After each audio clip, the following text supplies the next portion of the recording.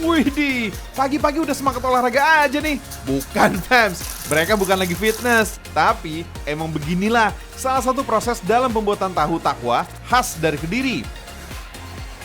Penggilingan kacang kedelai di sini masih dilakukan dengan tenaga manusia fams. Meski banyak peralatan modern dan canggih, penggunaan batu giling masih dipertahankan sampai sekarang loh. Bahkan, alat gilingan manual ini sudah berusia 100 tahun. Wow, udah sepuh nih. Oh iya, jangan lupa kedelai disiram air agar bisa menghasilkan saripati kedelai fams. Saat batu diputar, kedelai bisa dilumatkan secara maksimal.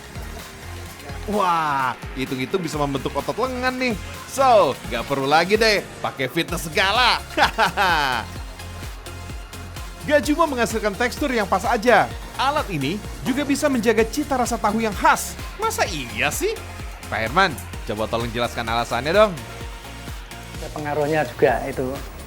Seperti kita nyambel pakai yang lemper itu yang dari batu, sama kita yang pakai blender, cita rasanya kan tetap enak yang pakai batu itu, lebih gurih. Tuh, udah jelas kan fams? Sebelum digiling, kedelai harus dicuci sampai bersih. Oh iya, usaha pembuatan tahu takwa Mbah Kacung ini fams berada di Jalan Trunojoyo, Kecamatan Kota Kediri. Sebelum pindah pada tahun 1966, pabrik ini awalnya berada di Jalan Lor atau Jalan Patimura.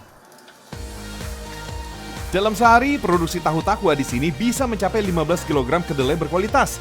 Totalnya bisa menghasilkan 28.500 potong tahu takwa. Wih, banyak banget fams!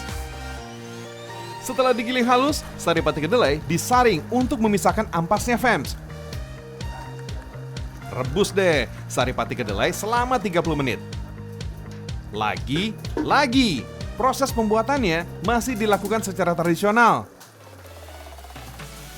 Kuali raksasa ditanam dengan semen agar menempel dengan tungku. Bahan bakarnya juga masih memakai kayu lantoro dan kayu mahoni agar cita rasa tahu takwa lebih otentik. Saat direbus, saripati kedelai akan membentuk bulir fams. Nah, tinggal angkat dan saring dengan kain khusus untuk memisahkan saripati kedelai yang sudah mengental. Wah, pada proses ini butuh tenaga ekstra. Di balik namanya yang fenomenal, tahu takwa ternyata memiliki hak paten yang menjadi ciri khas Kediri loh. Tahu ini sudah melekat oleh masyarakat Kediri dan menjadi panganan khas sejak puluhan tahun yang lalu. Ada juga fakta menarik nih. Tahu takwa memiliki tekstur yang kenyal dan tidak mudah hancur. Karena proses yang berkualitas membuat tahu takwa bisa langsung dikonsumsi. Ngomong-ngomong fams, nama tahu takwa ternyata berasal dari nama suku Hokkien yang bermukim di Kediri, disebut suku Kwa. Karena orang Kediri kesulitan menyebut tahu Kwa, jadi disebutlah tahu takwa. Sebenarnya tahu adalah panganan khas Tiongkok yang sudah ada sejak zaman dinasti Han, sekitar 2.200 tahun yang lalu. Tahun 1900-an terjadi migrasi besar-besaran warga Tiongkok ke Indonesia. Ribuan warga yang datang bermukim dan menetap di kota Kediri. Kemudian warga Tiongkok membuat pabrik tahu dan mengolahnya fams. Nah, salah satu warga Tiongkok yang mempelopori pabrik tahu takwa adalah Lau Su Huk atau Mbah Kacung. Berdiri sejak tahun 1912, pabrik tahu ini menjadi yang paling tua loh. Oh iya, tahu takwa juga disebut tahu kuning karena berwarna kuning dari kunyit dan garam. Uniknya lagi nih, kunyit yang dicampurkan memakai saringan dari bambu fams. Kunyit kemudian disiram dengan air rebusan deh. Tuh, keluar deh saripati kunyit. Tinggal masukkan tahu dan direbus sesaat. Gak pakai lama, angkat dan angin-anginkan.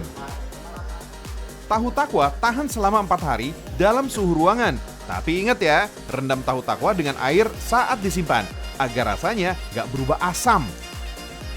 Seiring perjalanan waktu, olahan dan jenis tahu takwa terus berkembang fams. Salah satunya, tahu takwa yang memiliki tekstur dan rasa yang berbeda. Ciri khas inilah yang membuat tahu takwa banyak dicari orang dan dijadikan oleh-oleh khas Kediri.